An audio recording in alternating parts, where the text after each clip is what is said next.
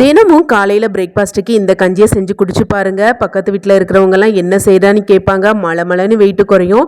இதை செய்கிறதுக்கு 2 கப்பு கருப்பு கவுனி அரிசியை நல்லா சுத்தமாக கழுவிட்டு அதில் இருக்கிற தண்ணி எல்லாத்தையுமே வடிச்சிட்டு ஒரு சுத்தமான வெள்ளை துணியில் பரத்திட்டு கொஞ்சம் கூட ஈரம் இல்லாமல் நல்லா காய வச்சு எடுத்துக்கோங்க. காஞ்சதுக்கு அப்புறமா இந்த அரிசியை கடாயில் சேர்த்துட்டு நல்லா பொரிஞ்சு வர வரைக்கும் வறுத்துக்கோங்க. வறுத்துட்டு ஆற விட்டுடுங்க.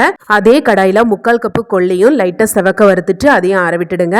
கூடவே 1/4 கப்பு பார்லி அரிசியையும் வறுத்து ஆற வச்சுக்கோங்க. இதோட 3 டேபிள் ஸ்பூன் சீரகத்தையும் வறுத்து ஆற வச்சுக்கோங்க. அதுக்கப்புறமா 2 டேபிள் ஸ்பூன் நல்ல மிளகையும் ஆற வச்சுக்கோங்க. கொஞ்சமாக கருவேப்பிலையும் வறுத்துட்டு ஆற வச்சுக்கோங்க. கூடவே ஒரு 20 பல்லு பூண்டை தோலை உரிச்சிட்டு அதையும் செவக்க வறுத்துட்டு இதையும் ஆற வச்சிருங்க.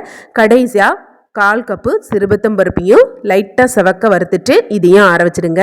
எல்லாமே நல்லா ஆறுனதுக்கு அப்புறமா மிக்ஸி ஜாரில் சேர்த்துட்டு நல்லா பவுடர் மாதிரி அரைச்சிட்டு ஒரு பாத்திரத்துக்கு மாற்றிடுங்க.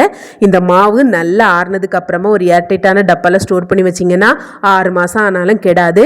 இதிலிருந்து 3லேருந்து 4 ஸ்பூன் மாவு எடுத்து ஒரு பாத்திரத்தில் சேர்த்துட்டு 1/2 கப்பு தண்ணியும் சேர்த்துட்டு நல்லா கலந்துட்டு தேவைக்கு உப்பையும் சேர்த்துட்டு இந்த அளவுக்கு இறுகி வர வரைக்கும் வேக வச்சுக்கோங்க. கடைசியாக 1/4 கப்பு தயிரை சேர்த்து கலந்து சாப்பிடுங்க. அப்புறம் என்ன